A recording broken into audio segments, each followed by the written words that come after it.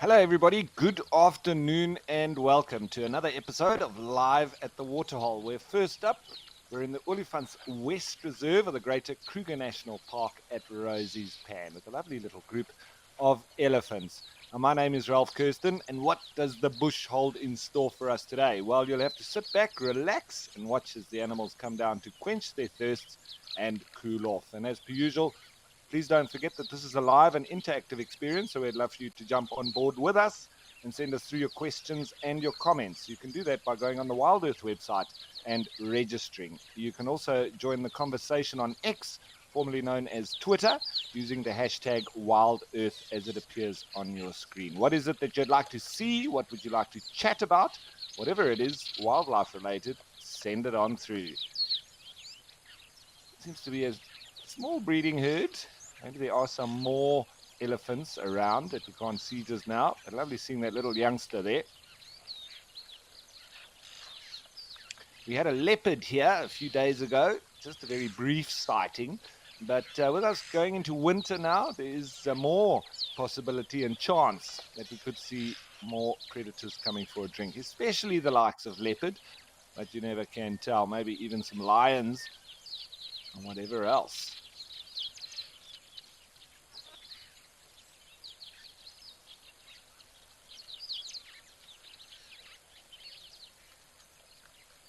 It looks like they're just enjoying a bit of a feed now as well. Nice little thickets here next to the waterhole. And the little birds like the waxbills and the twin spots and the little mannequins, they do like coming to drink in that corner. But they won't be doing that with that elephant there, I think. And Catherine already coming through saying, hello, Ralph. Good to see you again.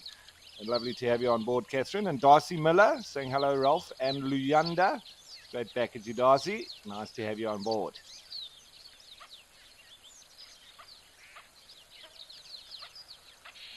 And Mercedes Bean saying, good to hear you, Ralph. Greetings, WildEarth crew and chatters. Happy Monday. Yes, a very good start to the week.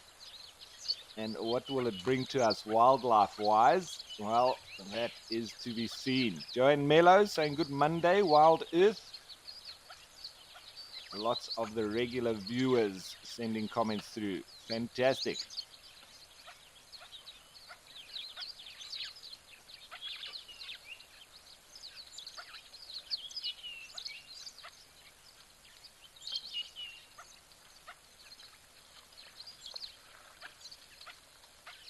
This looks like there's a little bit of wind around.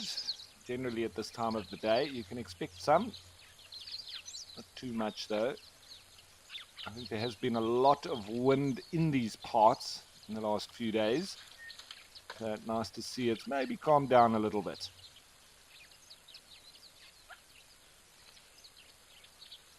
I think they were getting the end of a massive system that worked through right up from Cape Town all the way up the east coast through the Eastern Cape into KwaZulu-Natal and then sort of ending off into the Lowveld.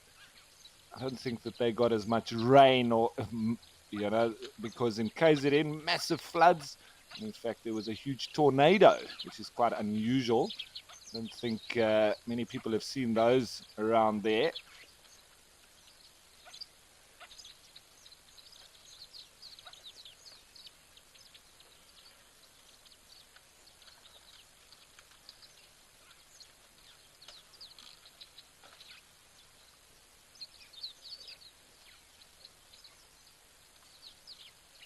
And Spaz Lankov saying, hello, Ralph. Happy Monday. Looking forward to great sightings today. Absolutely. And nice to have you on board once again.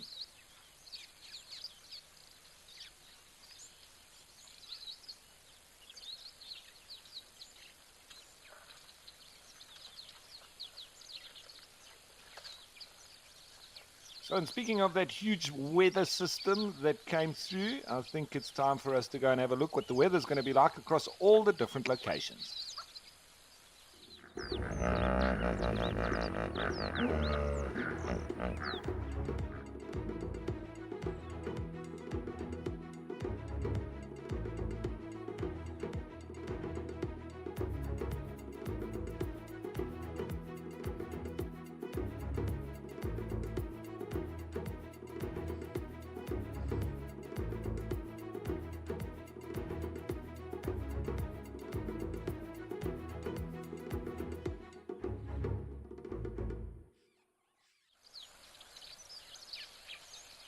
So it seems a typical crisp winter's day. Not going to get too hot, not going to get too cold either, but not much rain about. A little bit of cloud in some areas, but that's about it. So it does bode well for animals coming down to the waterholes.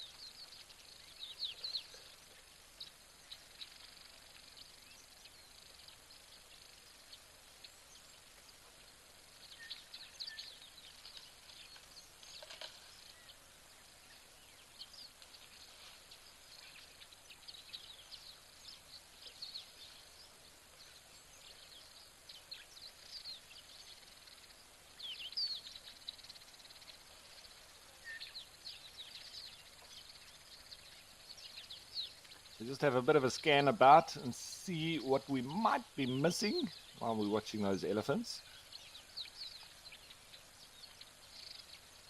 Doesn't look like too much.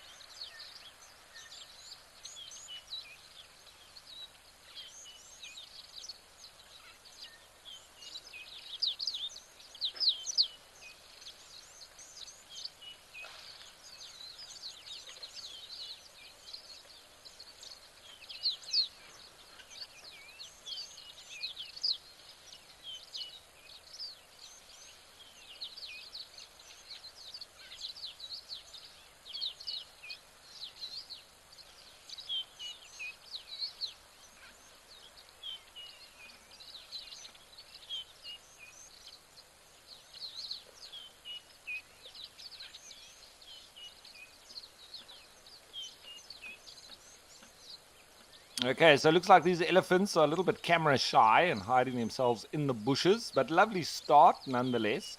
I think it's time to change of place, so let's head on over to Namibia this time. I wonder if there's any east weather there, and Okukuyu.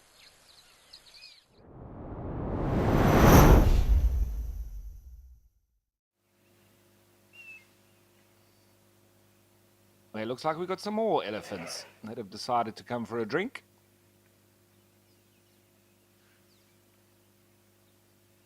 And I saw just some news while I was wondering about the east weather. You can actually see the wind blowing over our shoulders and over the water there. So it is east weather. And it's been howling down at the coast. And so much so that there's been areas where the road has been closed up by the dunes, which often happens this time of the year. You get those berg winds, as we call them, coming down from the higher lying parts, normally much colder in those areas, and then blows over the hot desert, getting to the coast when it becomes like a second summer. But with it comes an immense amount of sand, and so much so that it's actually been seen from space. And satellite imagery showing that the sand gets blown sometimes more than 200 kilometers out to sea, and still seen on those satellite images.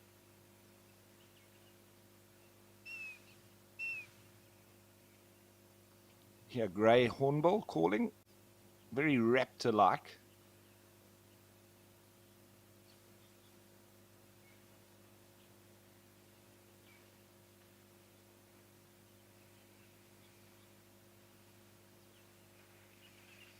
And I'm just seeing the scimitar-like horns of the oryx or the gemsbok there on the opposite bank. They're just coming in for a drink. I think there's quite a number It's either zebra or blue wildebeest also making their way through.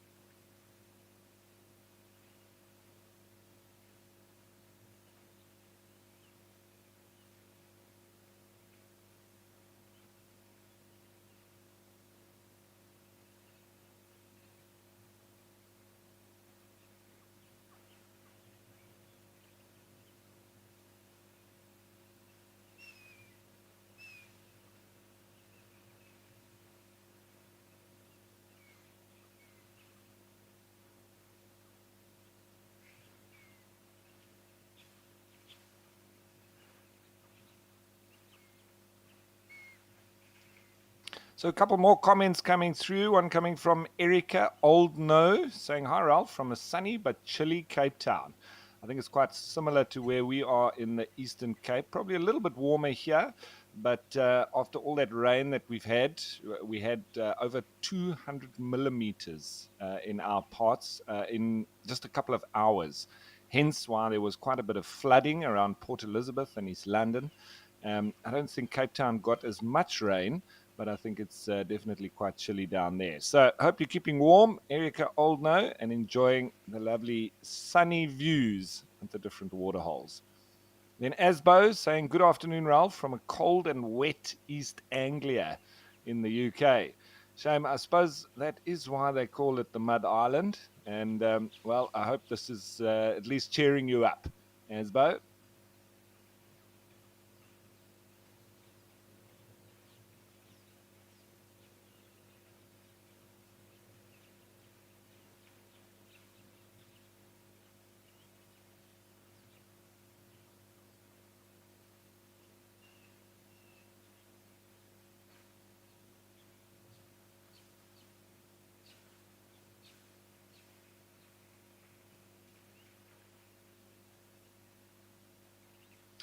Now, I've managed to, and a lot of the regular viewers will know that when I'm hosting, I do like to delve into different topics and articles and all sorts.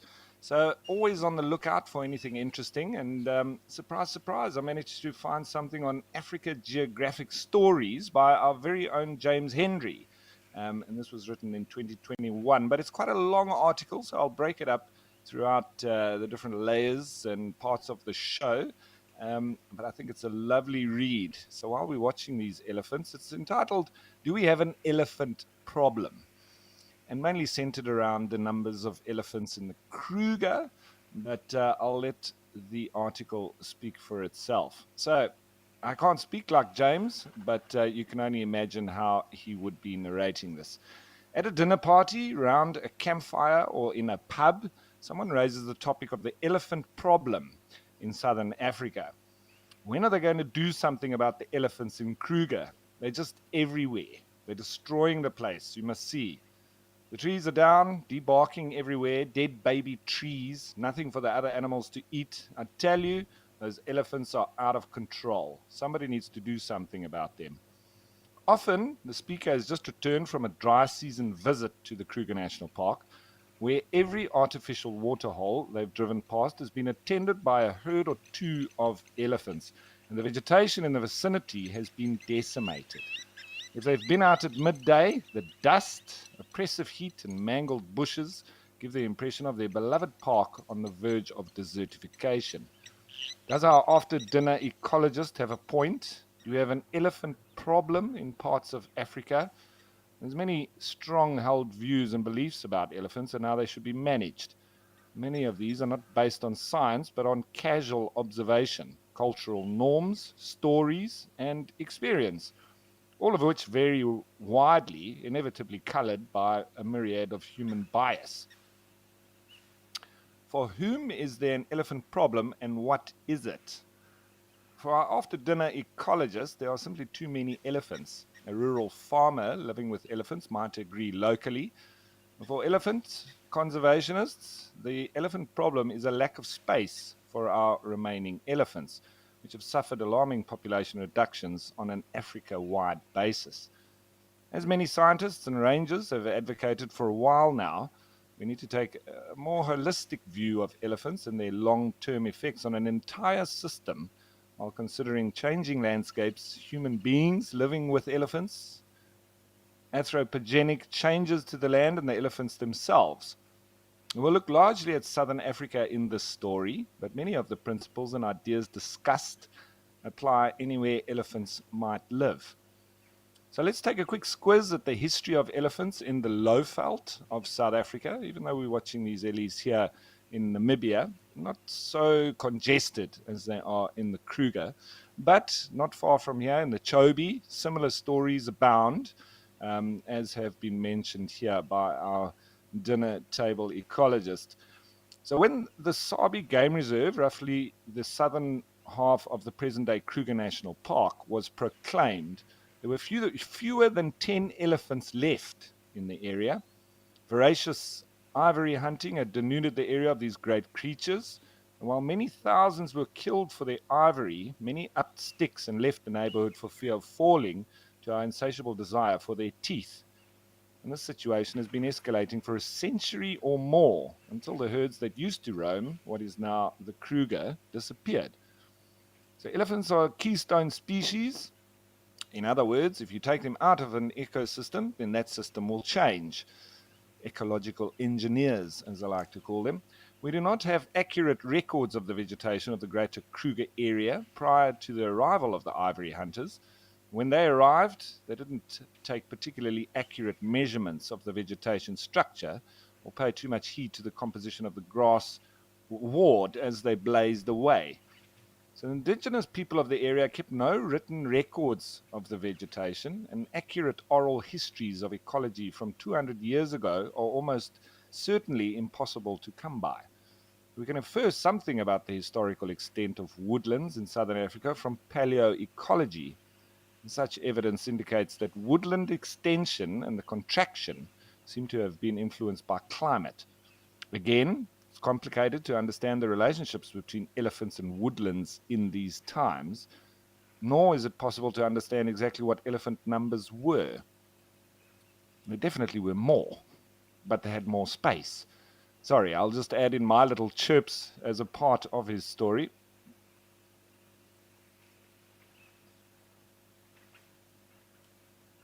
But a nice stop in here with these three bulls at Okukuyu. But I think we're going to jump around again. And this time, let's go to the Madikwe Game Reserve and Jamala.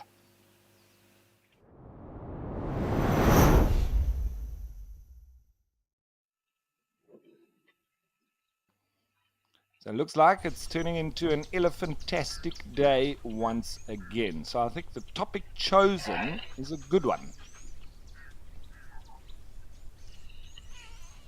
And the convergence of different breeding herds here, always wonderful to see the interactions between them. Always nice to try and work out who is the matriarch, who are the troublemaker youngsters, especially males, and who are potentially dominant bulls that come in onto the scene as well.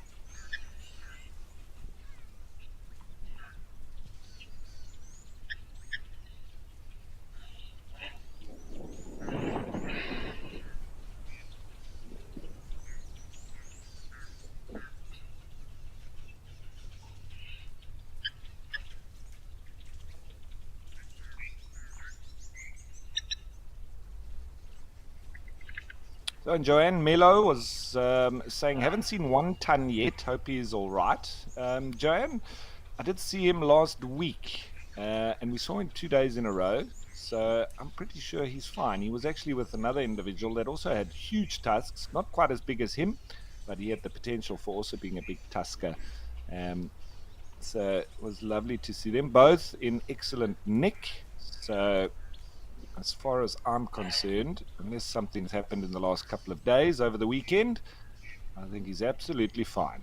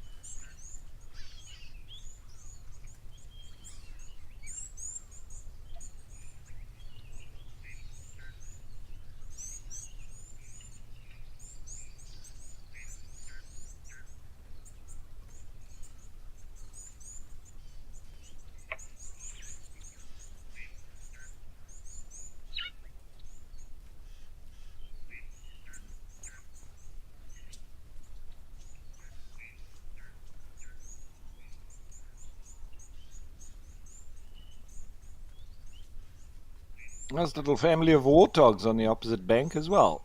I think they've probably already been for their drink and now they're on their way out. Looks like some of those elephants, mother and youngsters, starting to move off as well.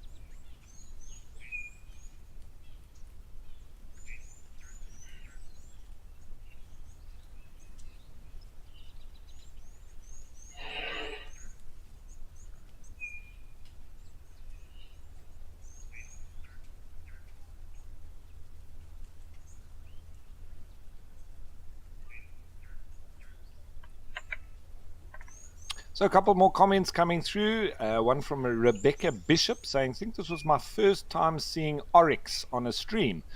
Are they the same as gemsboks?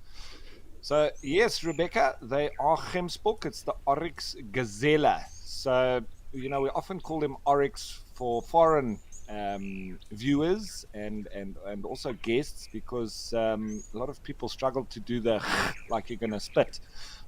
Which is Afrikaans, Dutch, but it actually stems from German, Gamsebok, because when they first saw them, it reminded them of the mountain goats in Germany. I don't think that they look anything like them. But at the time, they probably didn't have reference books and photos, and it was probably all just down to memory. And having not been around the Gamsebok for so long, maybe that's why it just reminded them of home and the animals that lived there. So that's where Gemsbok actually comes from, because the G in German would be said ga, but in Dutch and Afrikaans it said g. So Gamsebok became Gemsebok. But it's the oryx gazelle. And we also do see a species in Kenya at the Oldonyo Waterhole. We haven't seen them for quite some time, but a few months ago there was a lot of the fringe-eared oryx there as well.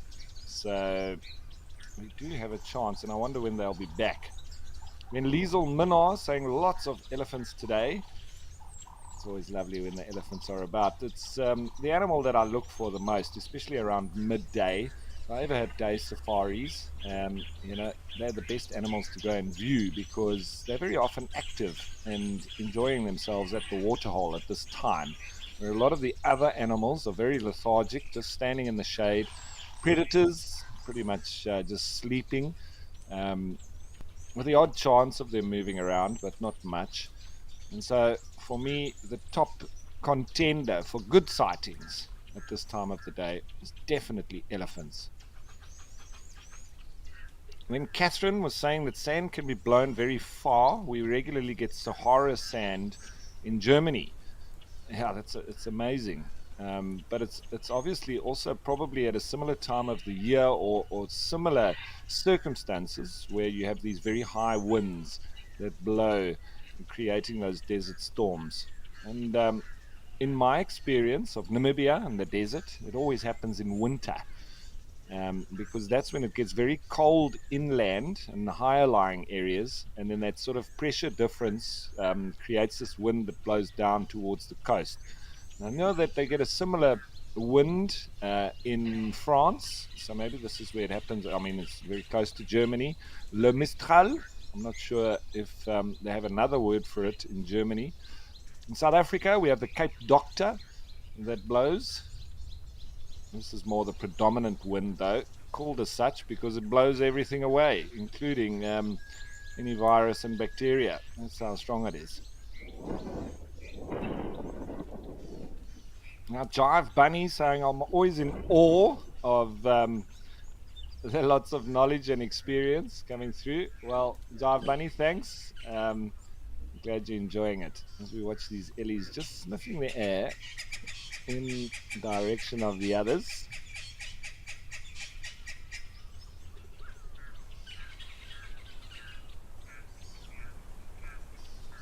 So, just continuing a little bit with James Henry's lovely article.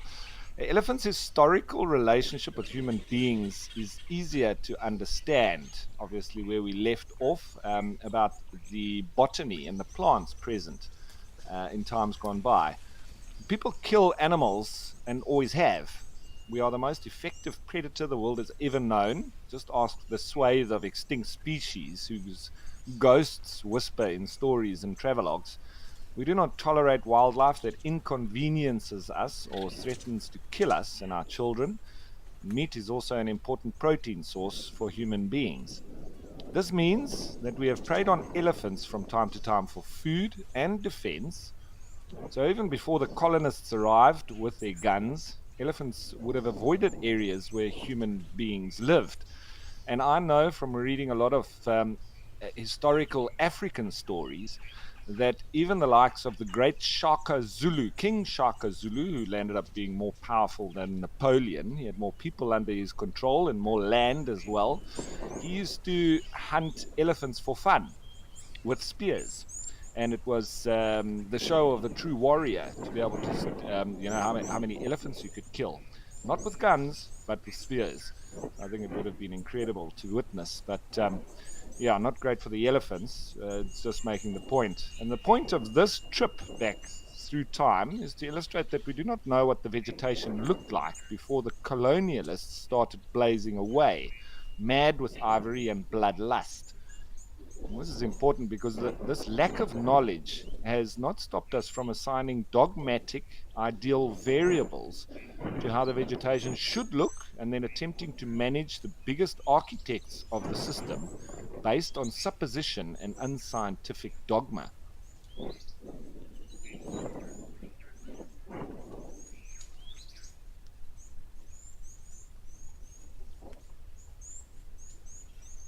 As we hear those little blue wax bills constantly whistling away.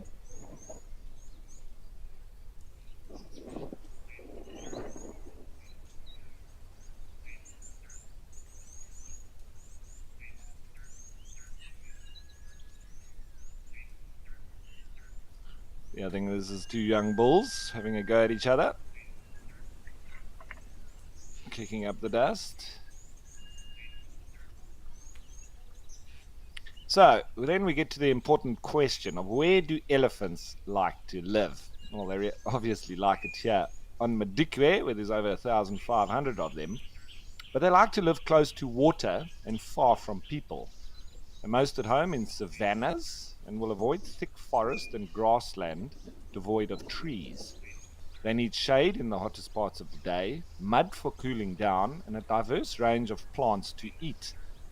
They will graze where good grass is available and browse when herbaceous forage quality drops. When grass cover drops, elephants, especially bulls, have the greatest impact on woody plants. So elephants are now constrained from moving through much of their potential range, and they occupy just 17% of their potential range by fences and human habitation.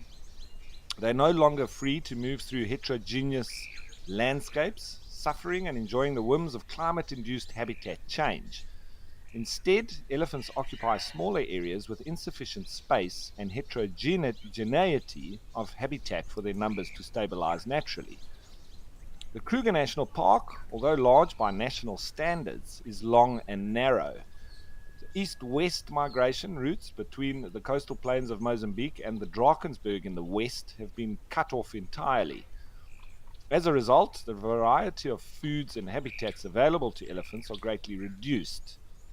Where bulls, the most destructive of the feeders, would previously have spent much of their time feeding on the floodplain grasses of the coastal plain, they can no longer do that in the Kruger region. Likewise, access to such habitat has been reduced by fencing and human activity. So elephants are lured to green croplands when times are tough, especially when cultivated fields are close to water sources. However, when the density of humanity or the land conversion attains a threshold, elephants will leave. Thresholds change from place to place.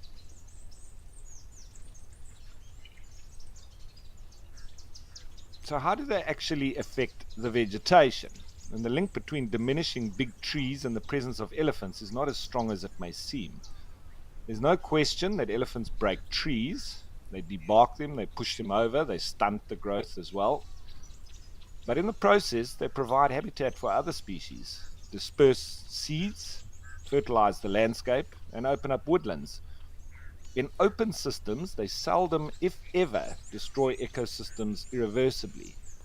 They're massive animals, so the effect on vegetation is obvious to the casual observer, but the effect of their absence really isn't immediately obvious at all, yet it is no less profound. Research indicates that 1 to 4% of trees are destroyed by elephants each year in the protected areas of southern Africa.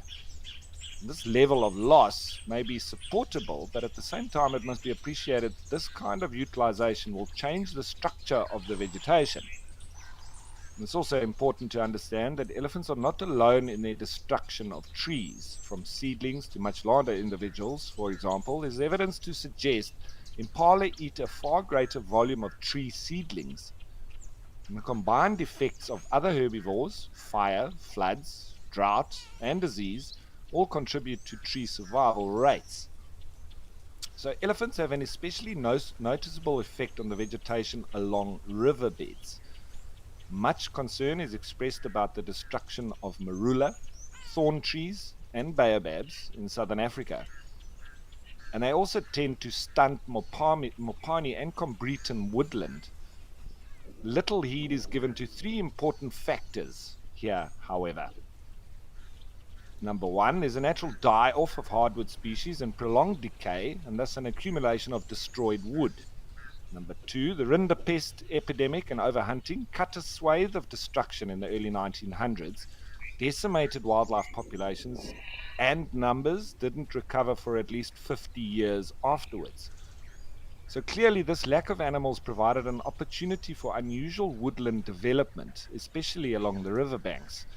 The current usage patterns and vegetation structure in these areas are likely more natural, and this is reflected in floodplains throughout southern Africa. Number three, historically, where people lived, often along watercourses, they would have come into conflict with elephants through defense or predation. And this would have caused elephants to avoid areas of heavy human settlement. In turn, those areas occupied by human beings would have had a vegetation that exhibited far less elephant impact than those further afield. So there's one other thing to bear in mind when considering elephants and their effect on vegetation. Cycle of vegetation change in line with elephant population change in natural areas is almost certainly longer than a human lifespan. In other words, even dedicated scientists assessing elephants are just seeing snapshots of a much greater cycle in nature. Many scientists acknowledge this. That is very difficult to understand, much less manage for.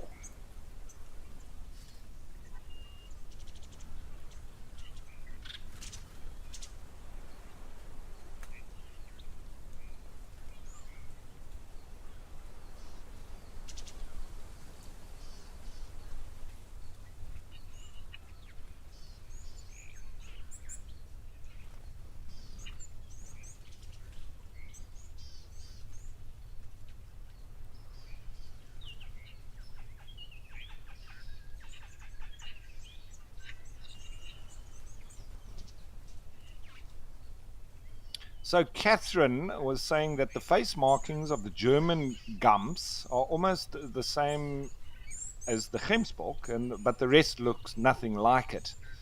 She says it also tastes very similar too. So maybe it's around those face markings. Catherine, thanks for that. I never really understood how they could link the two together, except that they both have horns. And they are, sort of in the same grouping of animals, but other than that, they don't look much alike at all.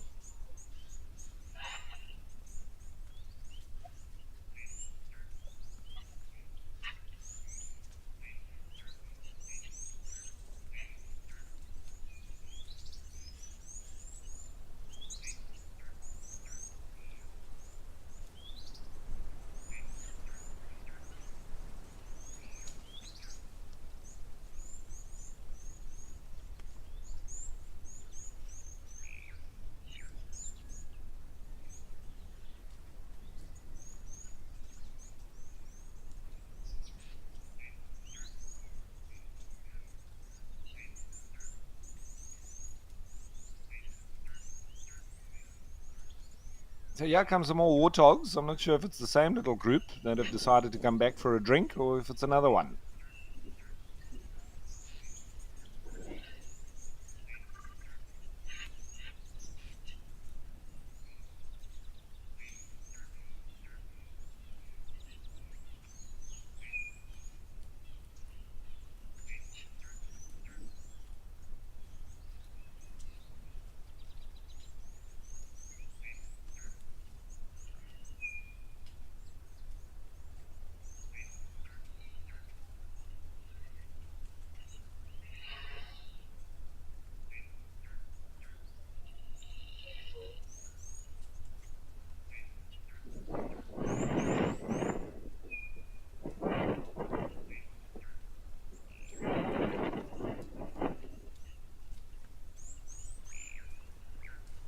So, having studied animal or wildlife management myself, nature conservation,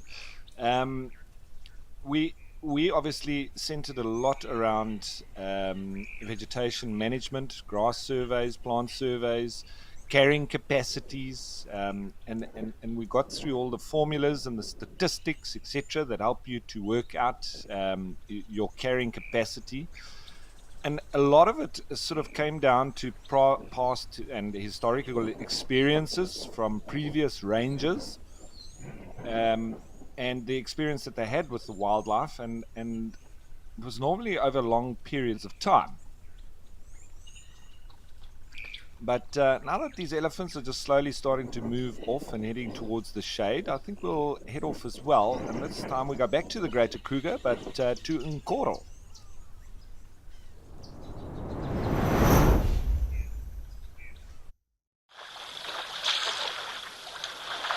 where it's just elephants all round.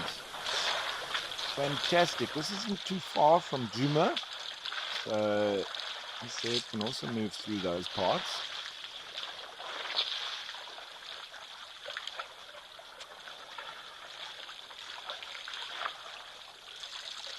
So the point I'm making is that carrying capacities and this kind of science behind it has been worked out by past experiences of different sort of attempts at managing wildlife and the results that came from it. So we then apply and try to better through our own experience of managing wildlife on that previous experience that has been passed on to us by the rangers that were there and have taught us, and the scientists that have, worked it out for us. We take that work and we build on it. So when we speak of the golden carrying capacity, in 1967, when elephant culling began in earnest in the Kruger National Park, the wildlife managers were focused on maintaining a natural balance of species. During the 1960s, 70s, and 80s, controlling animal numbers was the primary focus of much wildlife management. The Kruger National Park aimed to maintain the elephant population at 7,000.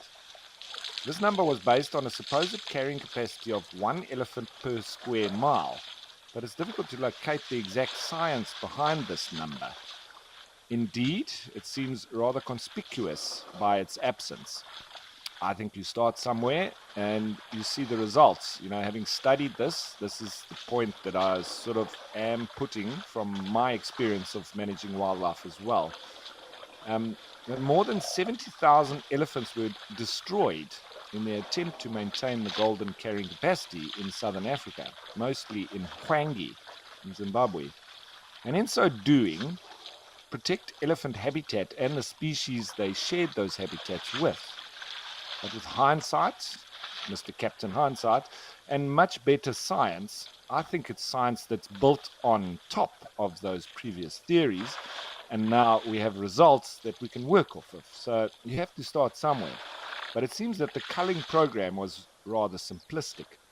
For starters, the amount of artificial water provided for animals in southern Africa does not appear to have affected the management approach to elephants.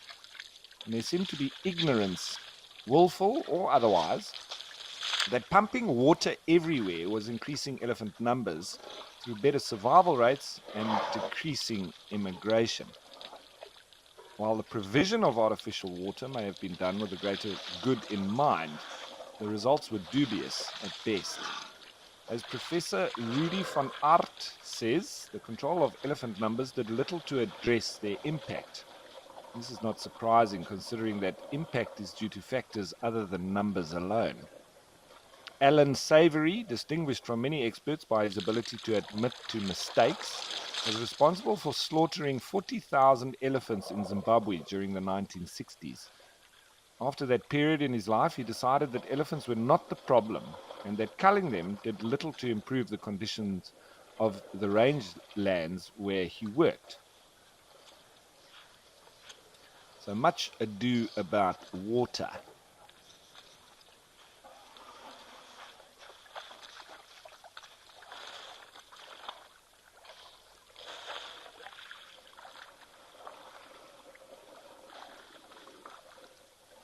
And I think I'll be quiet for a little while and we just enjoy the sounds of these elephants drinking now. We'll carry on shortly.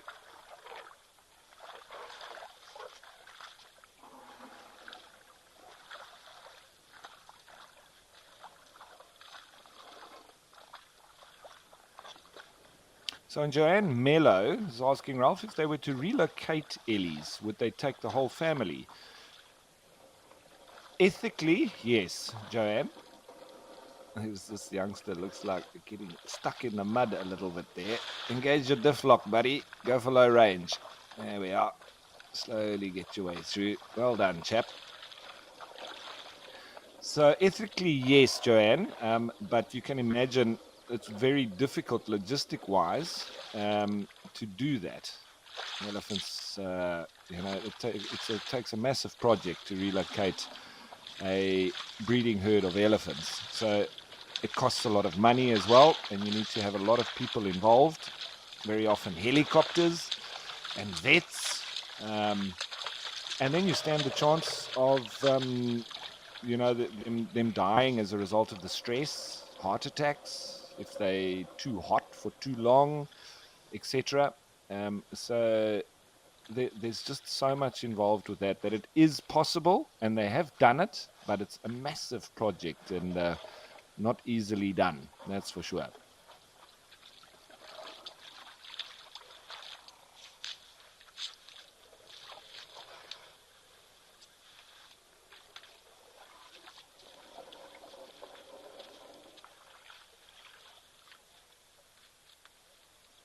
Now, very often what they might do is choose like a breakaway herd that's just split from a much bigger breeding herd. It's got a new matriarch, and she's potentially just got some of her offspring. And then they'll take that group. So it is then the whole group, but it's not too big. And then at least it does help to make the project a little bit more easier.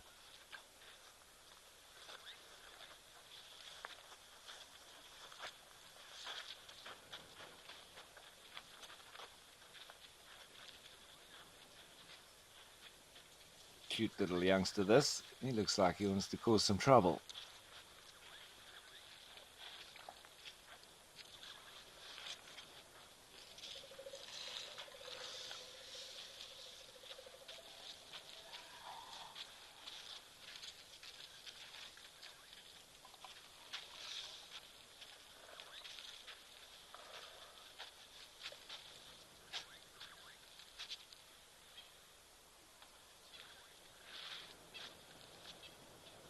Another couple of big individuals coming through. They look like they're in a hurry, and so I think they're quite thirsty.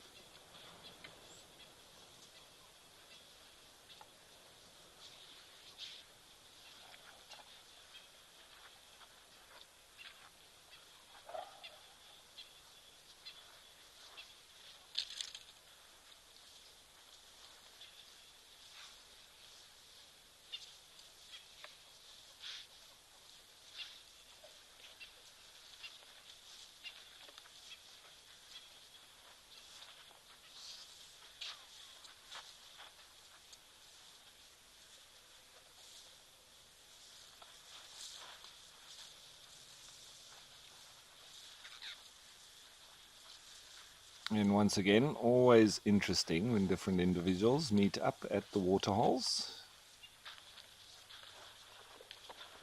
See, there's a bit of submissive behavior. It looks like from a younger bull there, and he's getting pursued now.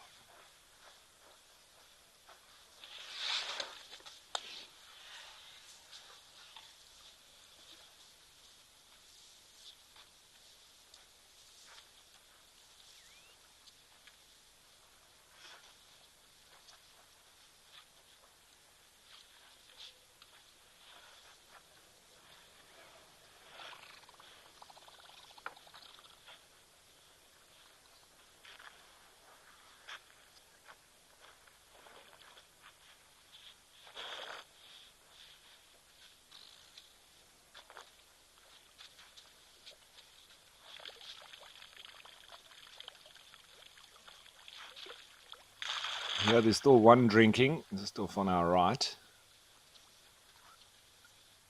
Always a bit of dribbling when they suck the water up, and one when they're putting it in their mouth.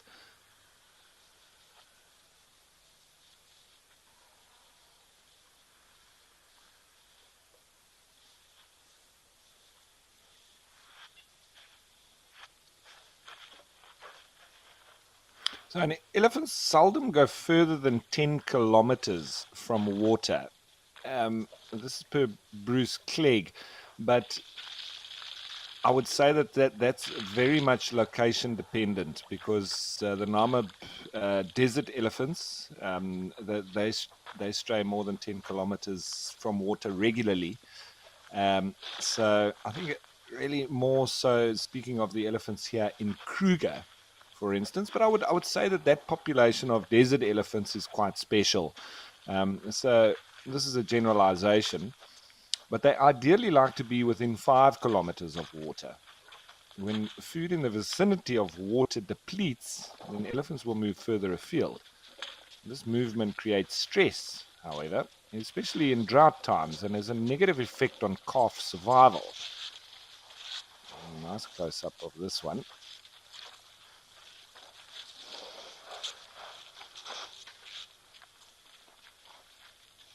So, artificial water, such as this one, where it could have been a natural pan, but it's now maintained, or seasonal, now it's maintained as a permanent water source, clearly removes this effect and stress on the elephants.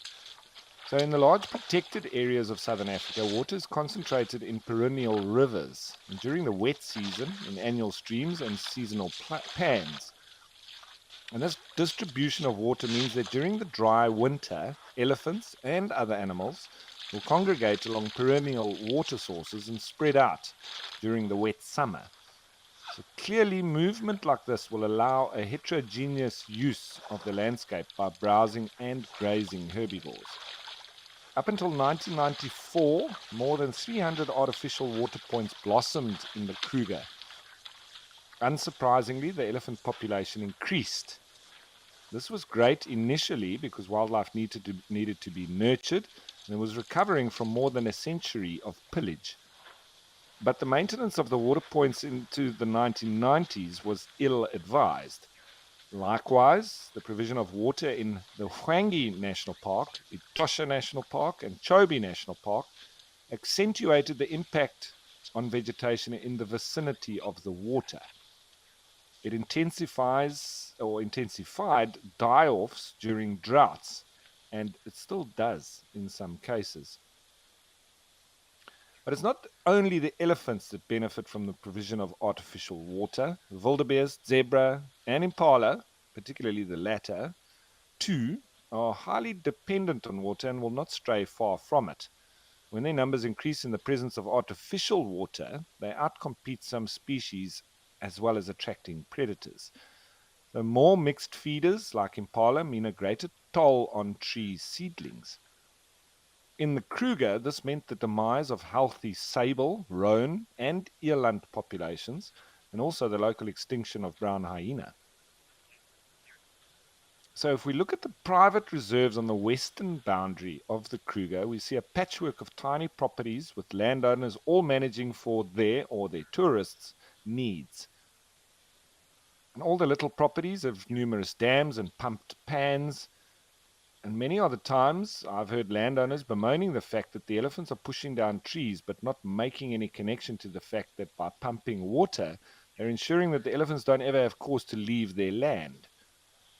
Pumping water means that the most desperate times, droughts, when trees are most likely to be pushed over for forage and also their roots and the sugars in them, are precisely the times when elephants will concentrate on their land. So they use areas close to water much more intensively than they do areas further afield. If water is equally distributed across the landscape, as it is in the Sabi Sands, for example, compared with the Kruger, where there are now large swathes of land without artificial water, then the impact of elephants will be uniform. And areas that might build up a bank of forage that could be used in times of drought are used intensively all the time, when the consequence that die-offs from starvation during drought are that much more intensive in areas where water is provided.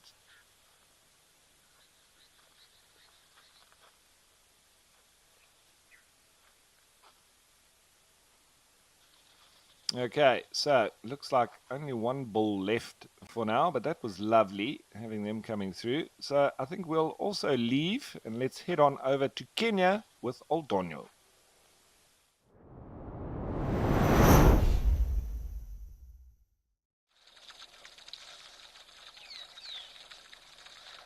With a lovely close-up.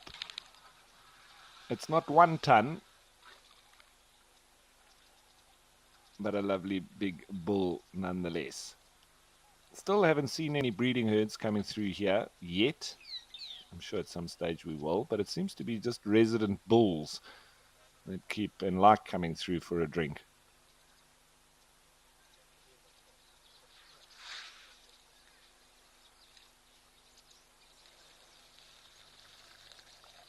So, are the elephant population numbers increasing or decreasing? In much of southern Africa, elephants have not been intensively managed. We've given them water in some places and provided anti-poaching.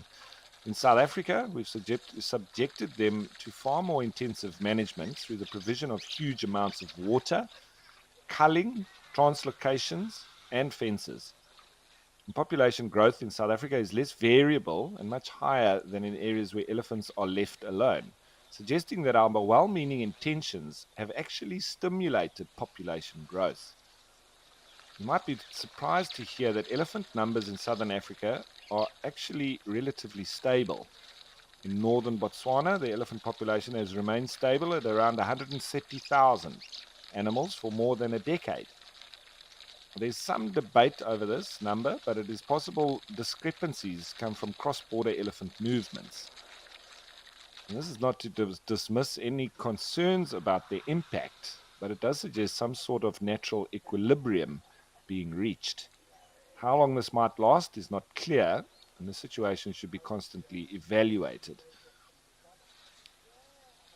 A lot of the private reserves that are private landowners that have elephants on their property mainly use contraception as a way of controlling their numbers.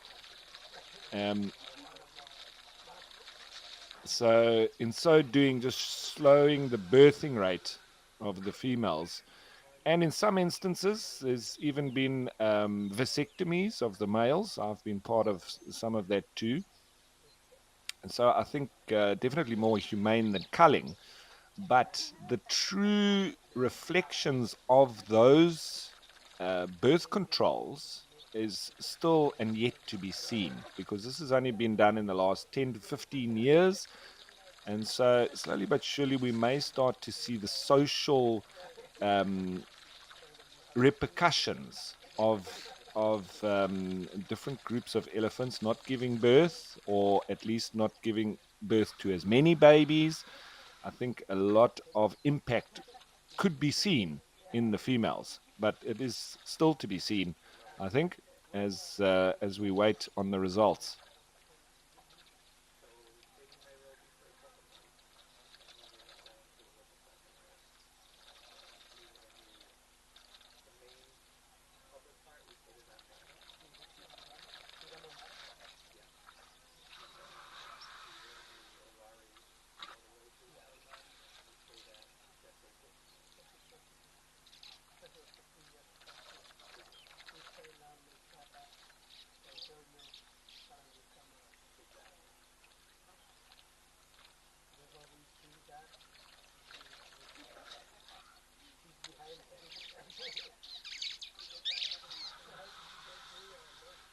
Now, obviously, we always have to talk about the human-elephant conflict.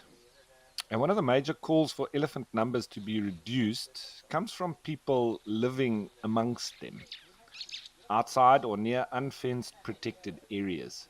And this is understandable. Very few people, especially those who could lose all their whole deer, their crops, their family, and their livestock, in a single aggressive elephant encounter, could tolerate the risk to life and livelihood. Sadly, the plight of rural people living with elephants has been co-opted by politicians and elements of the trophy hunting fraternity to encourage the lethal reduction of elephant numbers. It's doubtful that trophy hunting, unless implemented on an industrial scale, will have any effect on human-elephant conflict. It may even cause the reverse by making elephants more terrified of human beings and therefore increase the likelihood of aggressive encounters. I'll always refer to the very famous bull of Namibia, Voortrekker, who is the father of the populations in the Ugab regions, and a very big part of the genetics that are there now, who was destroyed as a problem animal when he was not. So he was sold to a trophy hunter, even after the permit to hunt him had been bought by an organization very close to me that I've worked with. And so he was owned already in terms of the the permit to hunt him.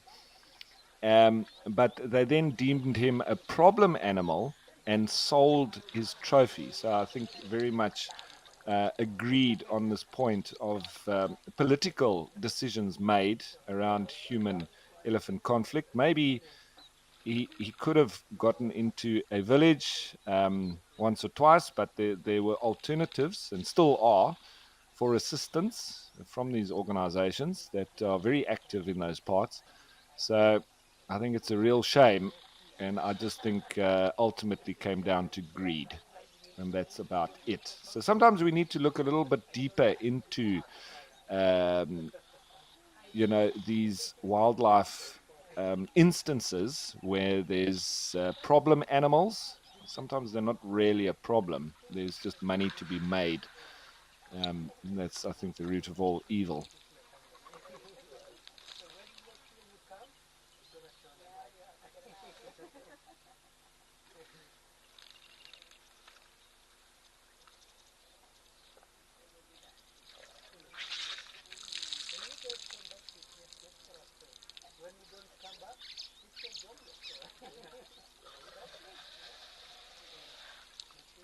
So Spaz Lankov was asking, are contraceptives effective in controlling the population of the elephants? Spaz, it is effective. It lasts, the birth control for the females, they normally administer it with a dropout dart. So what that means is the needle doesn't have a barb on it, but it administers the dosage upon impact on the elephant, and then literally just falls out. Sometimes shortly after, other times a little bit longer, but that's how it is administered. And then it normally lasts for around about 2 years. So it will then break up the sort of pregnancy cycles of the females. They'll obviously choose which females to dart. And it has worked, especially in these smaller areas on private game reserves, etc., where it's very easy to track and monitor the herds and know them, by individuals.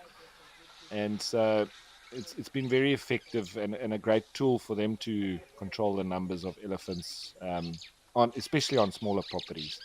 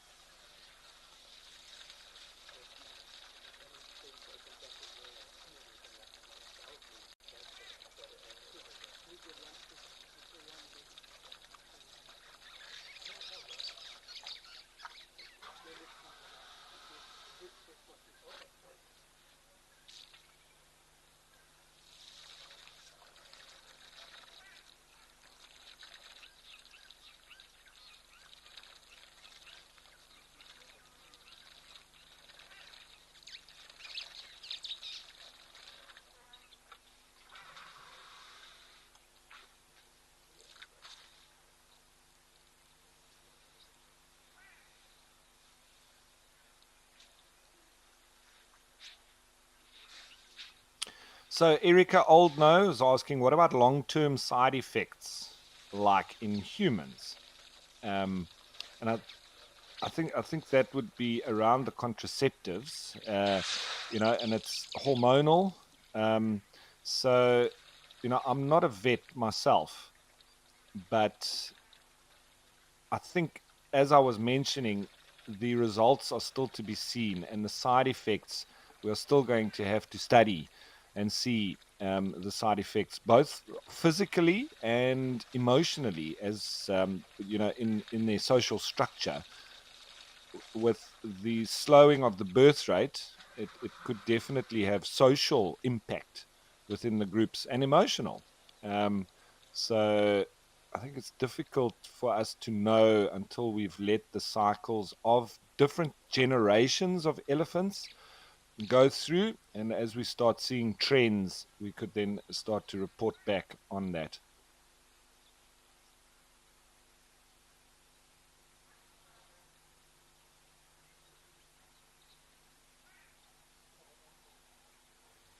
He's gone deadly still, like there might be another one around. But what a wonderful sighting this was. And we've been jumping around a little bit. It's been wonderful. It seems like there's been elephants everywhere. So I think another change is due. And this time, let's go back to the Madikwe Game Reserve, but this time to Tau.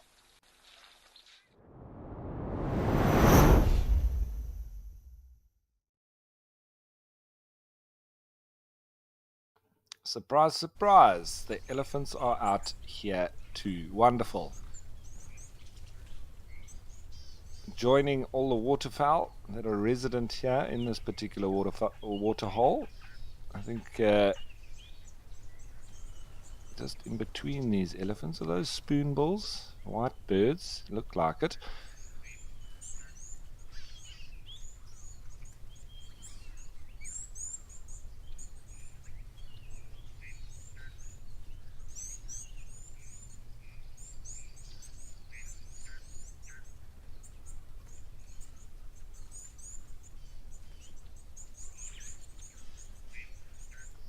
So Catherine was saying that often shooting the old bull leads to problem elephants amongst the younger bulls that have no older one to guide them and keep them in check, I would say, Catherine.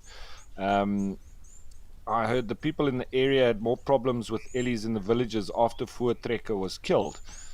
Definitely. The real calming figures, and Voortrekker was, as the name suggests, he was the pioneer that came through that area. He was definitely the dominant bull, and definitely a lot looked up to by a lot of those younger ones and kept in line.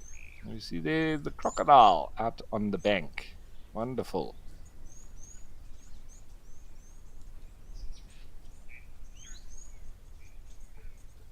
So yes, as human and or elephant populations grow outside of protected areas, such in those areas between, the Uchab and the Huab, they are growing, but there also has been quite strange young elephant die-off and mortality rates that they were trying to work out why the babies were not surviving through to adulthood.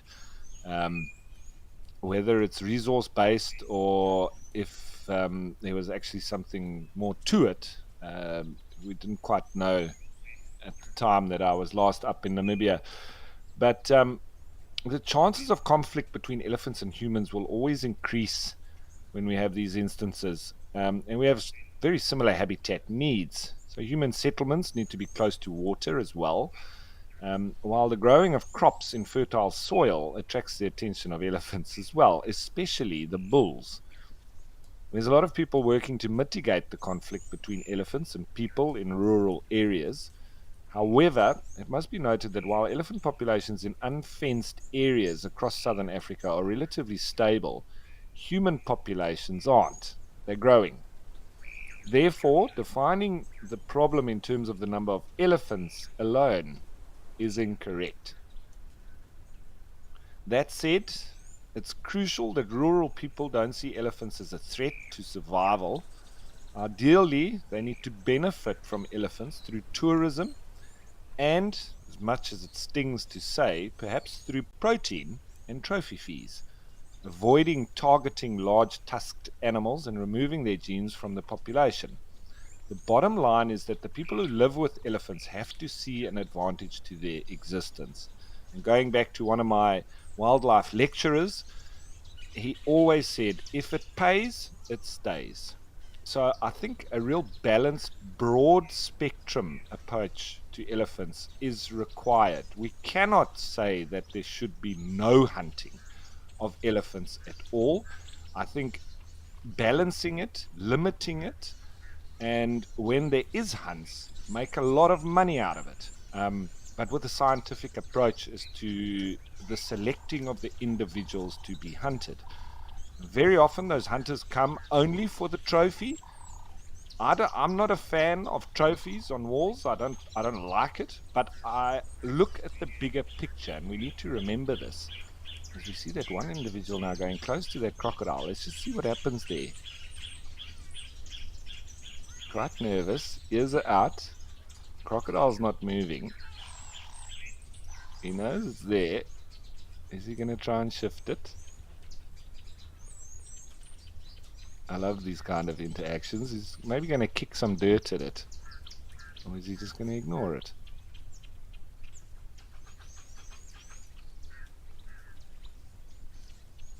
They all know it's not.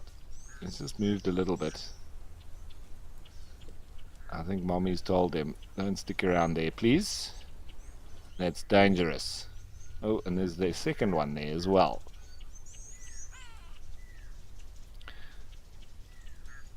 So I think a real balanced approach. There needs to be tourism. There needs to be some hunting, controlled, specifics, and make a lot of money out of it. And very often when those guys come for those trophies, that's all they pay for. So the meat then can go for the locals, who are also employed for the likes of these hunts, as trackers and to help with accommodation, whatever it might be. So there's a real impact in the community, and they benefit greatly. And then also training them in to be guides so they can bring guests for tourism, etc. I think we shouldn't be shooting down, excuse the pun, hunters and any part of the aspect. We're all human beings. We're all part of it. We're all in it together. There are people that will always want to hunt. We need to use them to the benefit of the wildlife. And the money that comes in from them, we can then use for conservation. But as I say, if we don't control it, then it very often moves to the black market, and then the likes of Voortrekker gets shot, behind or through the back door. We want them to come in the front door, and we want to do it and tax them and get the money and get the conservation uplifted and the communities with it. So that's my take on it.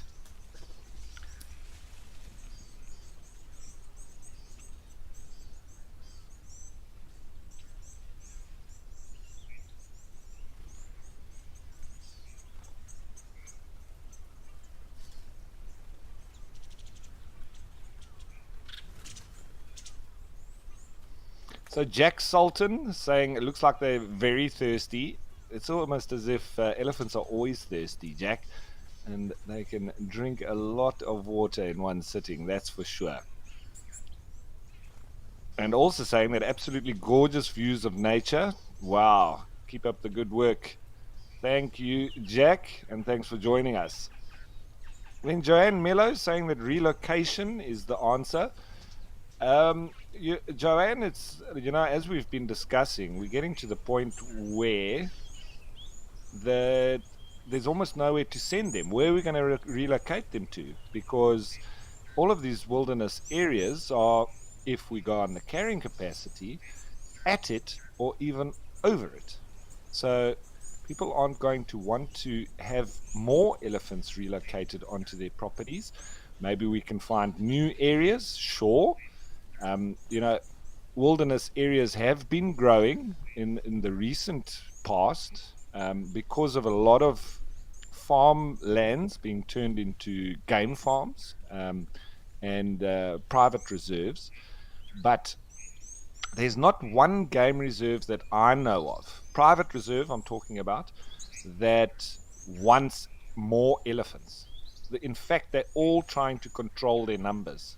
So I'm not so sure that translocation is the answer. It has been in the past when, this increase of these wilderness areas have been occurring, and there's been that real economic drive because we have a lot of tourists coming through. But if that dries up, or we have the likes of COVID again, it's the wildlife is going to suffer. And if we can't get money coming in from tourists, eventually it's going to have to go back to farming, traditional farming methods, and that would be livestock and agriculture. And so then we would have a big die-off of elephants once again. But I think a multi-pronged approach is always the key, and having a balanced take on it, and always looking at the bigger picture is of utmost importance.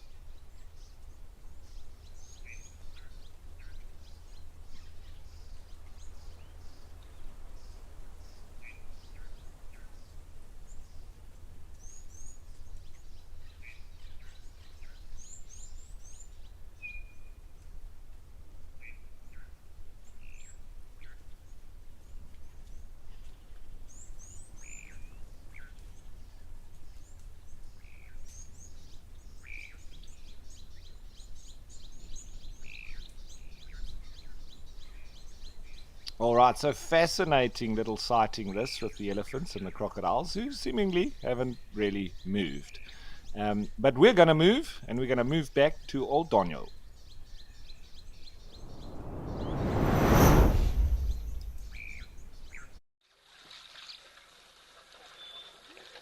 Got some of our zebras that have moved in. We haven't seen them for a while, and if there's enough of them, they can even push the elephants out of the water.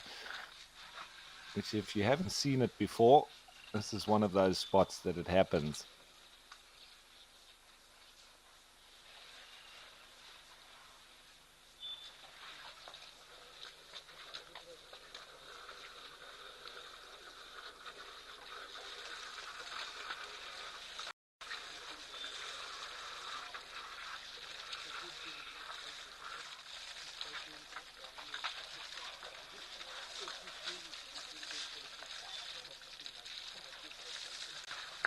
All right, so obviously lots of emotion around what I'm talking about, especially when we get to trophy hunting, and that's great. And I like that we speak about it, and we all have our own opinions, and we all need to have them, regardless of whether you're pro or against. Your voice counts. So Spaz Lankov saying, for me, trophy hunting is not tourism and doesn't help conservation. Somehow the community needs to know how to protect the animals, Ralph. So I disagree, Spaz. Trophy hunting is tourism and it does help conservation. However, and this is the caveat, it needs to be scientifically approached, and which individuals will be taken out, have they passed on their genes, etc. There's a massive amount of money that does go through to conservation through trophy hunting, but I think the indiscriminate use of trophy hunting as an economic input is the problem, the ethics, and so on. So that's where I'm saying that more targeted trophy hunting, not as a whole. I think reduce trophy hunting, don't eliminate, but it needs to be scientifically driven as to which individuals are taken out. Because the amount of money that comes into communities through trophy hunting is immense. So we cannot say that it does not add to conservation, because it does. And I know that it does in vast areas. So, but the problem is, as I was saying, is when we have trophy hunting without scientifically backed approaches, that they're indiscriminately taking out the big animals and those genetics. Sometimes you may have an elephant bull that is a trophy animal, and the area is suffering for a lack of economic input, but the elephant is now heading into his latter years. He's been attacked by some of the younger bulls and nearly killed a few times. The next one could be, when he dies. So that, for instance, could be a bull that could be targeted for trophy hunting, and then you're talking, $50,000 for that. It will take a lot of tourists to add up to that one trophy hunter. So I say in specific instances, I think trophy hunting does still have a big part to play when it's very controlled.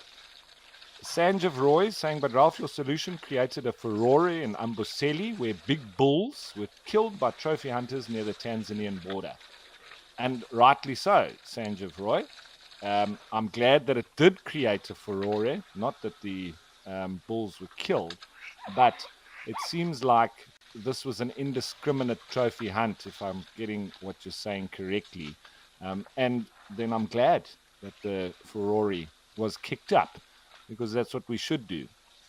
But in many instances, it's similar with rhino horn. I always liken it back to drugs. Cocaine and heroin, you're not going to stop the demand for it. You can try and strangle it, but it very often then hits onto the black market.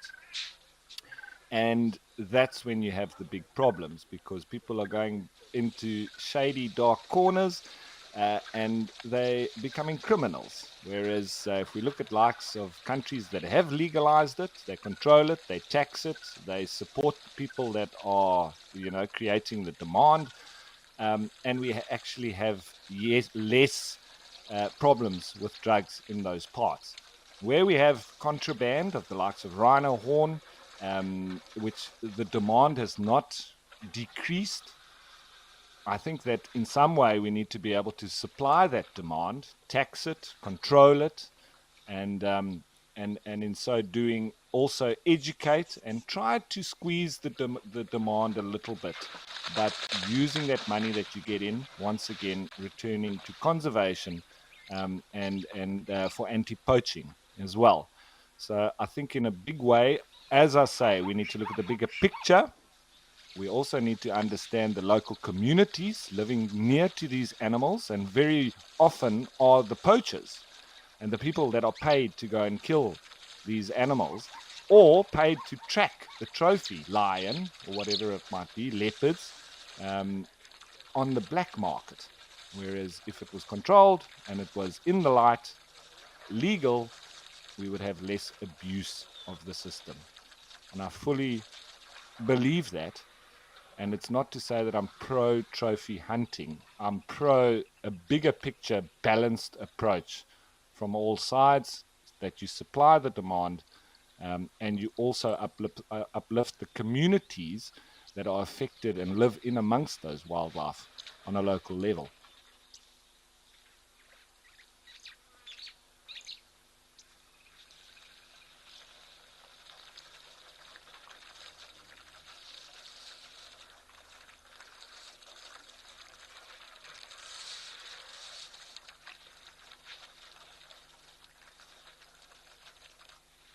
So heterogeneity, which is a key management objective.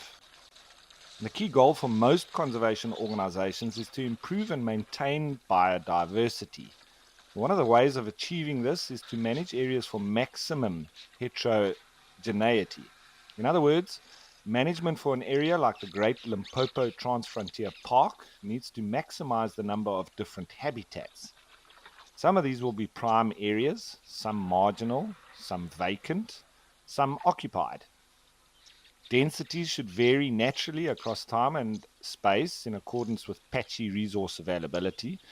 In large enough areas, this heterogeneity of landscapes would ideally result in subpopulations that will vary in number, growth rates, etc.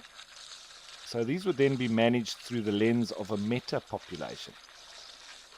One of the ways that the Kruger is currently aiming to do this is by closing waterholes and leaving large areas with no artificial water. Between 1995 and 2008, Kruger management reduced the number of waterholes from 340 to 116. So it's halved. And this allows less water-dependent species to flourish in the absence of competition from those that are more water-dependent. And indeed, Sandparks management's initiatives focus on spatial manipulation to control impact rather than command and control approaches, which were used between the 50s and the early 90s. So our after-dinner ecologist doesn't understand that when he drives his family down the main road between Mopani and Shingwedzi rest camp of an October midday, the waterhole that looks as if it's an apocalypse has befallen it is placed where it is so that he and his family will see the elephants and other animals coming for their midday snifter. So he's failing to understand that the proportion of the park he can behold is a very tiny fraction of the entire system, and one that, because of the waterhole's location and time of year, looks fairly dire. We can compare that with the likes of the Jamala waterhole, which has seen massive amounts of elephants over the last few months, and we've been here to witness it. And you can see the area around it is apocalyptic, very dry and dusty, and not much growing. So reducing artificial water is probably the most important intervention we can make. Closely distributed waterholes cause uniform impact over an area. They reduce roaming distances and reduce stress on young elephants, increasing their survival rates. Closing water points results in more intensive use of vegetation around the water, which could cause stress on calves and reduce population growth. But at the same time, vegetation away from water can recover. So clearly this only applies to large heterogeneous areas and not to small fenced reserves, where much more direct management of elephants is required, like I spoke of, with contraception, translocation, which is becoming very difficult. So it's now mainly contraception. The larger the area, the greater the chance that elephants will experience a variety of living conditions that could limit their population growth rates across the region and possibly across the continent as well.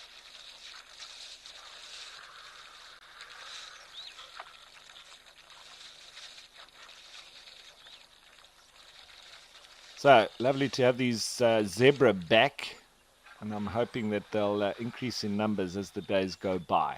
But time to change once again. This time we're going to a new spot, KwaZulu-Natal and the Tembe Elephant Park.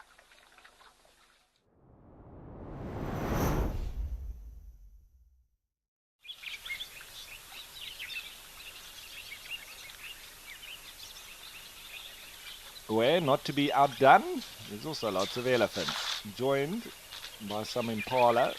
Those generally like hanging around on the opposite bank there.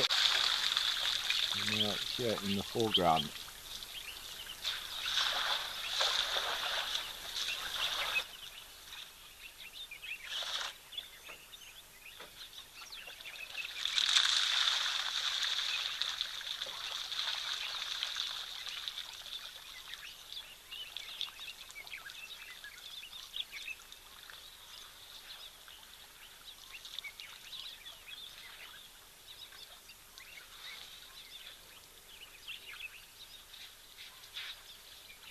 So Kendall B was saying, I saw a documentary that New Zealand tried the legalization route and it didn't quite work and created more addiction issues and now cartel activity and heightened violence in the country.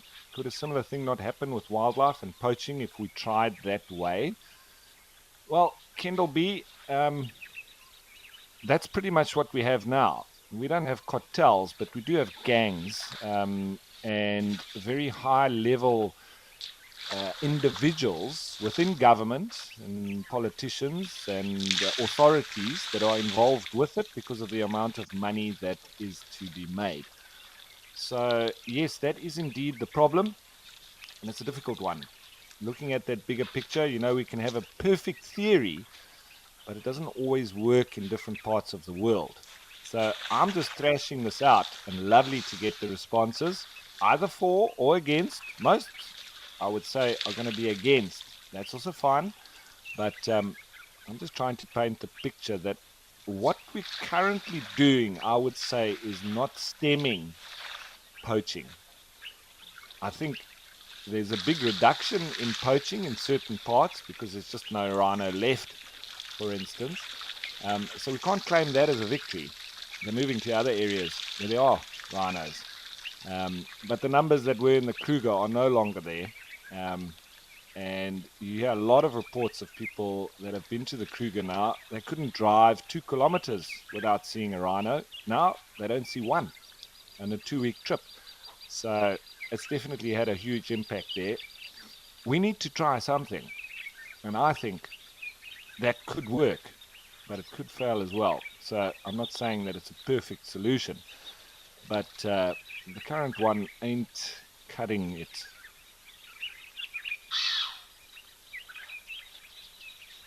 And with the increase in populations of humans, we can have more problems of poaching. I'm sure of it.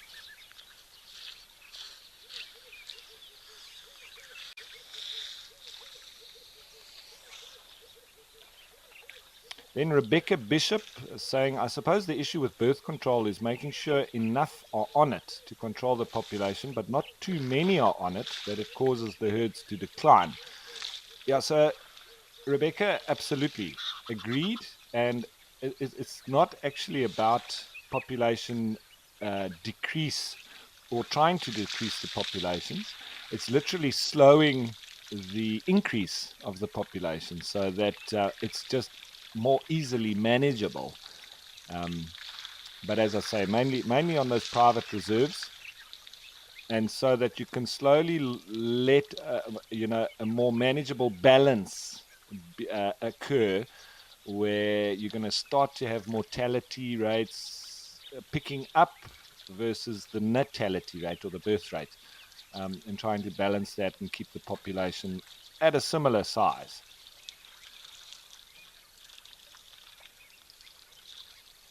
Then Sandy was saying, so it sounds like trophy hunting is all about the money. Sandy, it definitely is about the money, the input that it brings. Obviously for the person doing the actual hunting, it's for his enjoyment of the bush and also hunting. So on that side, there's a big portion of the population that enjoy this, and that's their prerogative. So, but the world is about money. We're in a capitalist society. We cannot get away from it. You need money to survive, and these local communities near to these reserves very often have very little money. So they're on the breadline, and you cannot get away from if somebody offers them money to help with either poaching or whatever it might be. They're going to try because of how much money they have, which is very little. And then it also goes to food. Very often, all the snaring, we get angry about it, but it's people trying to survive. That's for food. So literally, some of them don't have anything to eat. So they go in there and they snare the animals, and then they can eat. So I think it's just the results of human nature and where we've got ourselves to as a planet and as a race, where we do need money to survive. And if you don't have money, then you go and find and catch your food, and you do that by poaching. So hunters pay to shoot animals, poachers don't. That's the only difference.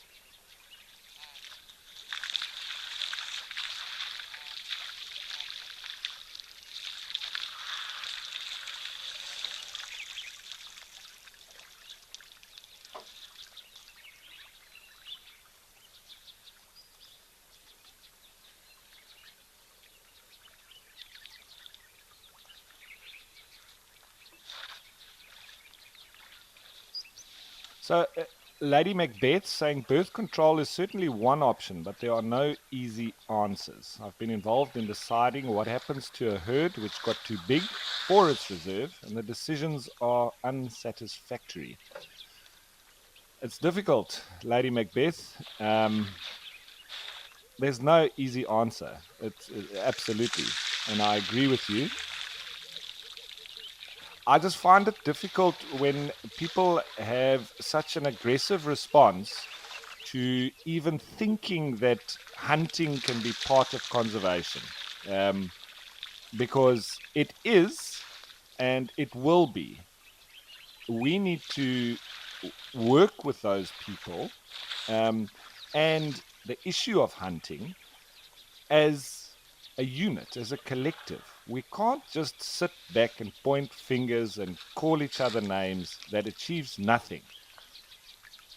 And that's what a lot of our response to people that hunt is. And I don't think it's helping. So I think it makes certain people feel better to have an outburst and to try to degrade somebody, whether it's on social media or wherever it is, but there's no engagement, and to try to work out the issues, bearing in mind their sort of desires as well. Because if you don't think about theirs, why should they think about yours? So we need to find a balance, not only from them, but also from the naysayers. Everybody needs to be included. And we also need to then think about the local community. How are they going to benefit? Because if they benefit from the wildlife, they will protect it as their own. But if they're getting money from killing the animals and taking them out of the reserve, it's not working for the greater good of the wildlife. So that's why I say involving everybody in those decision makings, making everybody's point heard and that it counts.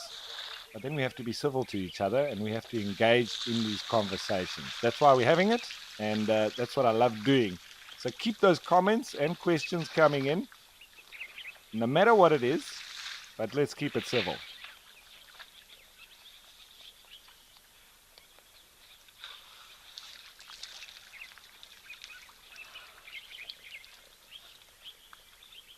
And Taxi Lady saying, until humans have a natural predator, this is unwinnable. I don't think so, Taxi Lady. I think we've just got to engage with each other a little bit more on the same level than we have been. Not so much shouting and name calling, which achieves nothing. So we have to accept that people are different, and they have different desires, and they have different capital and monetary inputs and geographical locations where they come from and cultures, etc. This all needs to be taken into account. We cannot just point fingers at the poachers, at the trophy hunters. We're all in this together, and I will keep saying it. But ideally, elephant areas need to be joined with corridors, as well as augmented with buffer zones to create a variety of landscapes and habitats, and uneven use of vegetation. So in many parts of Africa, elephants roam widely out of protected areas, which are also important repositories of biodiversity, even when people are present. So it's here that elephant-human conflict must be mitigated, and people who are expected to live with elephants should benefit from their conservation in some way. And this is, as distasteful as this may be to many of us, arguments in favor of hunting must be heard. Adaptive management is also crucial, and the questions are complex and require dynamic solutions based on a constantly changing knowledge base. We need to continually rethink conservation and management, especially of keystone species that are both emotive and emotional. The command and control approach to keeping the balance of nature is no longer in vogue outside of small parks, given way to approaches that aim to mimic the dynamism of natural systems. Modern approaches focus on land and ensuring the integrity of ecological processes rather than on elephant and other species numbers. In the case of elephants, this means excluding them from sensitive areas and restoring areas by removing artificial water, as has been done in the Kruger.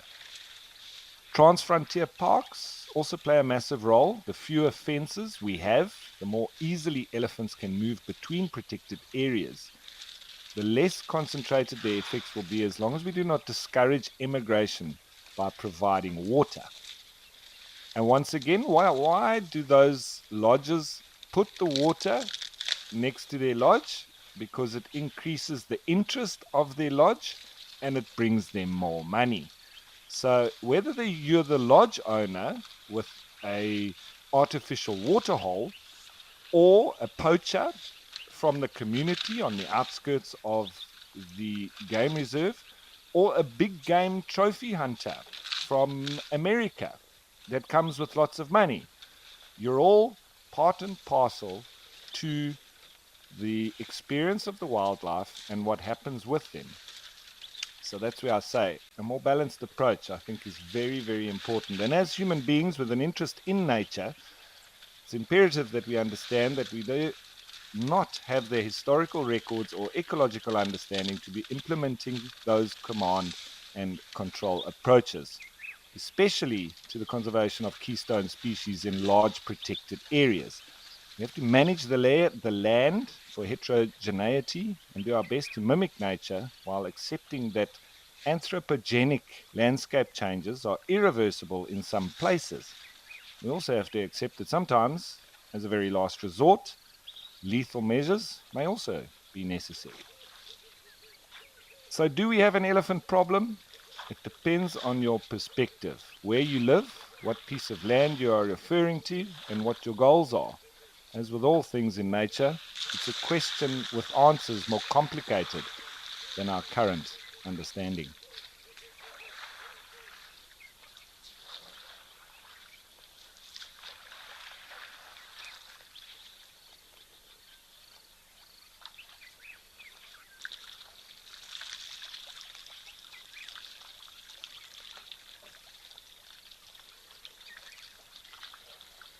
So Erica Oldnose says a higher level of consciousness is needed to see how animals in their habitat have just as much right to be here as we do.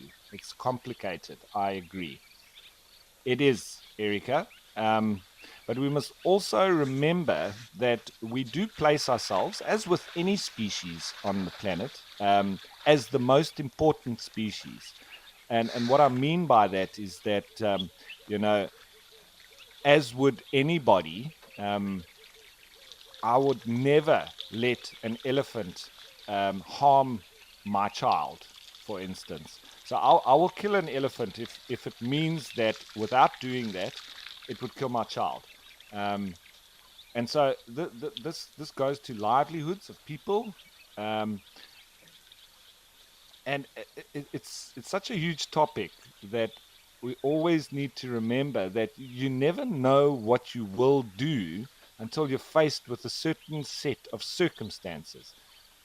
So I've often had guests and viewers tell me that they would never poach. I must disagree, because if you haven't eaten a proper meal in 2 weeks, firstly, you'll be surprised what you'll eat. And secondly, you'll be surprised what you'll do to get food for your children to eat. And that may include illegal practices and killing of animals. But I would do it if it meant the survival of myself and my family. So I'm not immune to that either. And if you've never been hungry, properly hungry, not for 1 day, for 2 weeks, you won't know what it feels like, and you won't know what you will do in those instances. So I think if there's an upliftment of those communities through a balanced approach, the less people we're going to have desperate to be doing things like that.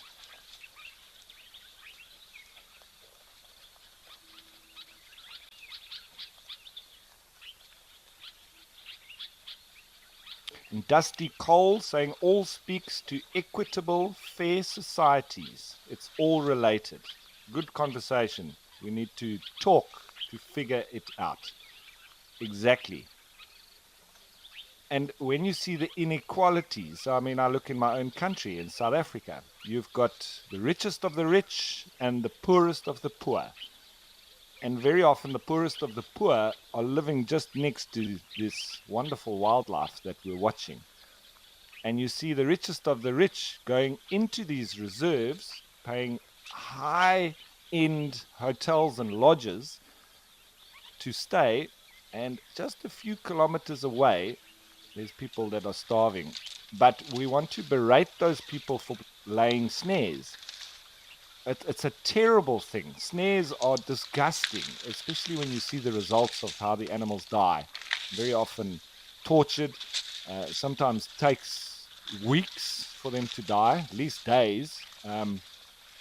But it's all for that inequality and those people on the boundary that don't have the same privileges as the people on the inside. And you don't hear those people complaining about the animals being snared because they're the ones that are hungry. So that's what we need to always remember. And before we shout and call people names and how disgusting they are, we need to walk a day in their shoes.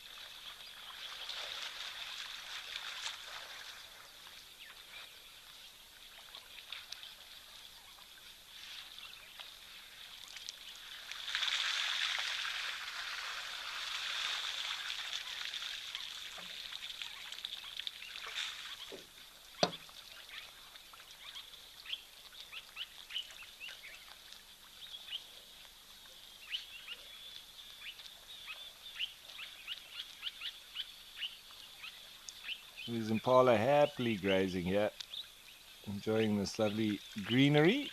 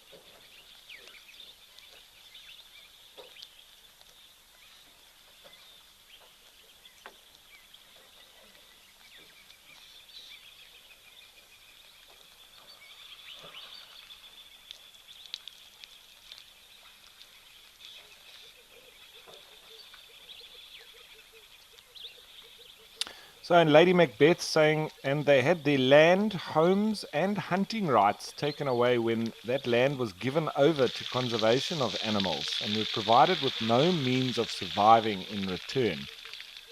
And this is very important, Lady Macbeth, because very often in the communities that are bordering onto these reserves, exactly as you've mentioned previously, and their forefathers would have, been living on the parts of now current national parks.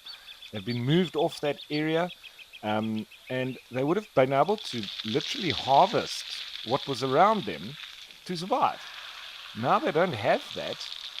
They almost have a resentment in a lot of cases for the national parks, especially if they're not getting, the jobs that are in the lodges, etc.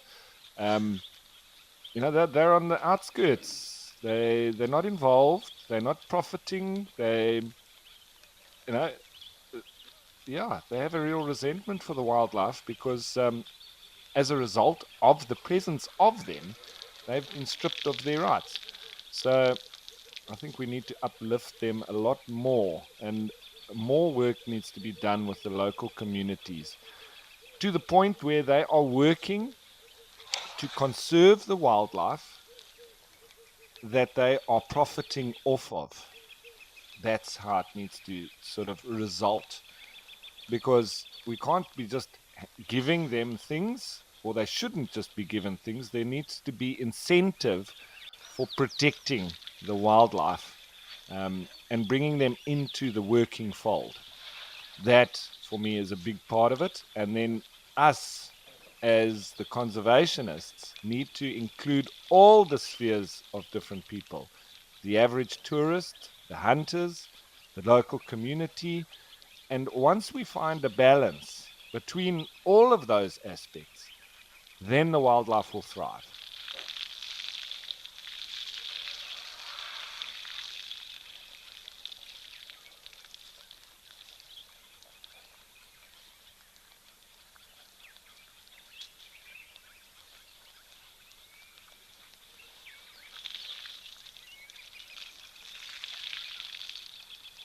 So we've been on a whistle-stop tour of all the different spots, and this has been lovely as always, especially with all the elephants.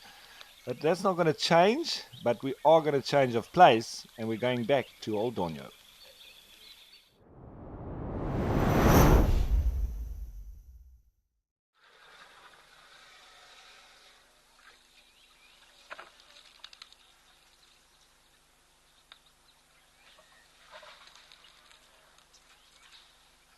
So I think of the areas in these parts of Africa where the Maasai people are, in a real land sharing sort of initiative between the wildlife and their livestock.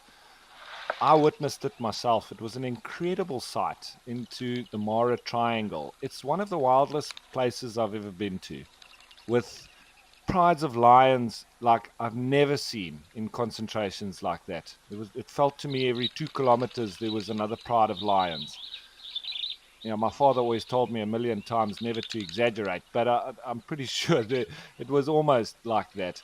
And as a result of the migrations, lots of food availability during those times, but obviously when those migrating zebra and wildebeest aren't there, they struggle a bit.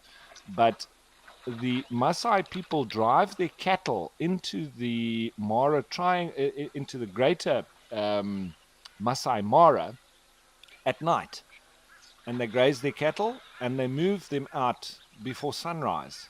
And every single day this happens. And from the Olololo escarpment, I used to look down at night and see the lights of the herders with their cattle grazing down on the plains.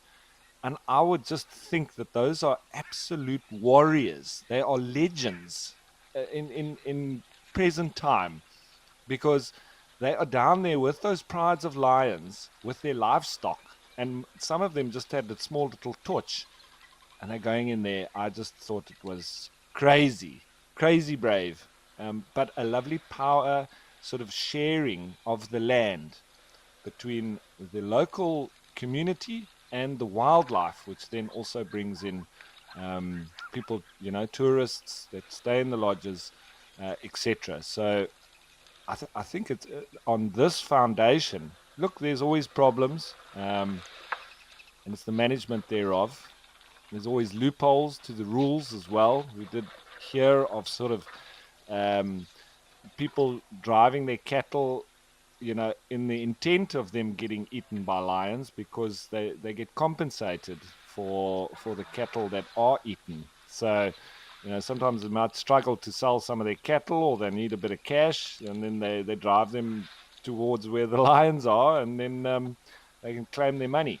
So there's always issues with rules and regs, but I still think overall that this is a kind of way of involving the community, that they really do benefit from the wildlife, and they're a part of the decision making as well.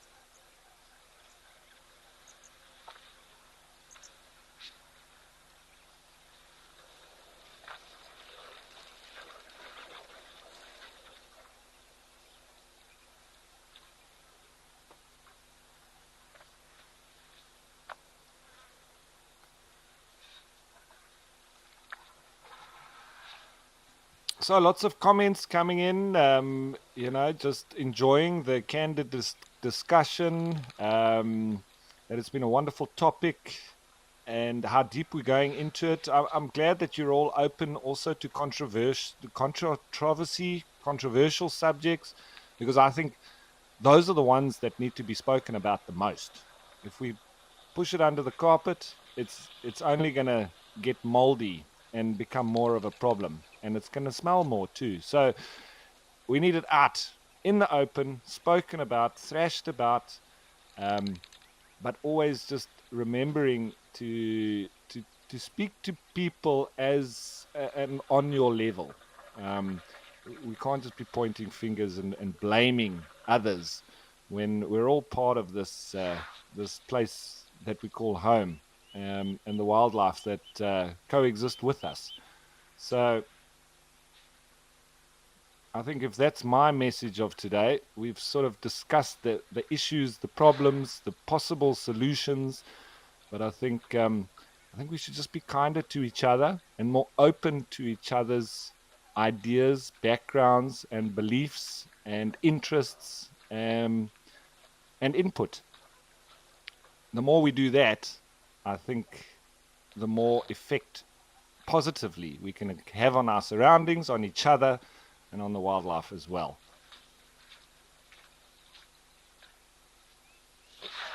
We're not too long before the end of the show. I'm going to be back here again tomorrow, and I hope you've all enjoyed it. I thoroughly have, and we wait and see what tomorrow brings. But don't go anywhere. There's still lots of wildlife coming your way. But I will be back again tomorrow. Same time, same place.